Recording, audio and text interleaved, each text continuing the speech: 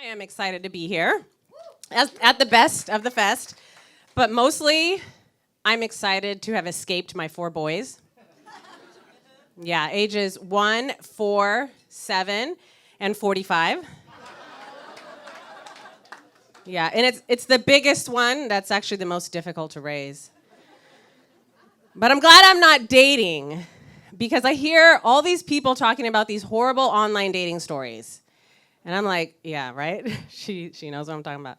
So I'm like, thank goodness I met my husband the traditional way, like through a friend at a wedding. And then he stalked me for 2.5 years until my boyfriend and I broke up. We've been married 9 years now, so all I'm saying is don't underestimate the potential of a stalker. And having been married this much time and seeing other married people, I feel like I have a grasp on what it means, And the Beatles lied to us when they said love is all you need, right? You need a lot more than that. So I'm thinking, next year at our 10 years, should I choose to renew our vows? It should probably go something more like this. Do you take this man to be your husband for better or for worse, unless you can consistently give him good advice and he doesn't take that advice and you end up in a worse situation? For richer or for poorer, unless he gets laid off and his ego's so badly bruised he's not resilient enough to get up off the couch and get a new job. In sickness and in health, unless he's diagnosed with a manageable disease like high blood pressure or diabetes and fails to exercise and eat right, potentially making me a future caregiver. Till death do you part. Or he messes up one of them other vows.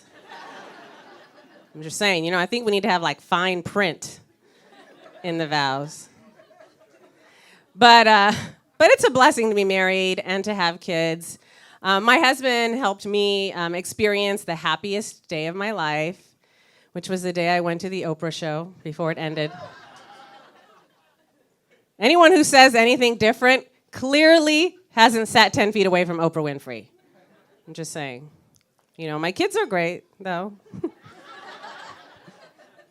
They come in a distant second. Mainly because they're kind of like little gangsters, basically.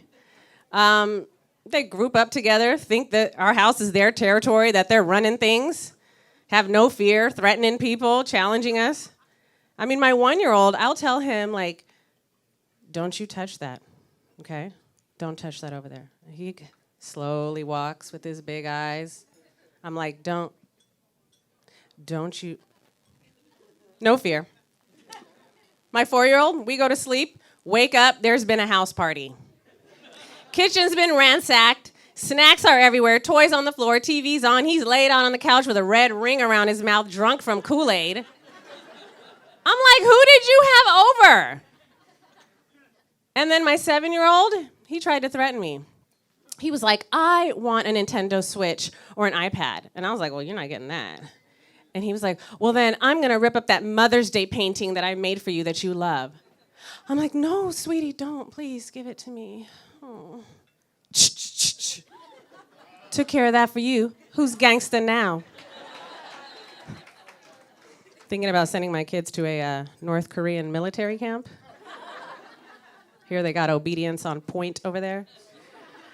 I'm Ethiopian. My husband is black, also American, and we're raising our kids in a diverse neighborhood, which I'm really happy about because I didn't grow up in that. I actually grew up in Orange County, California, where we were the only black family in the neighborhood.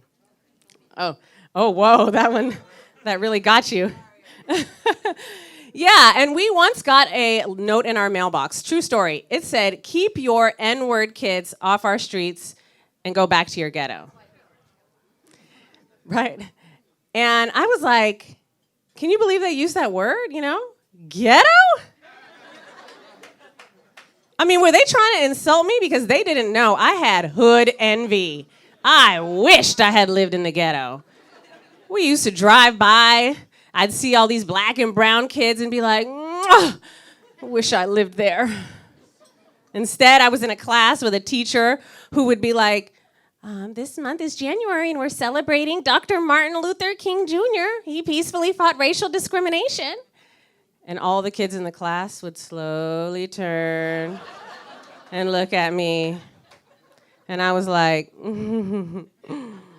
I have a dream that you would all meet another black person. And then February would come around, Black History Month. Let's not even talk about Black History Month. No, literally.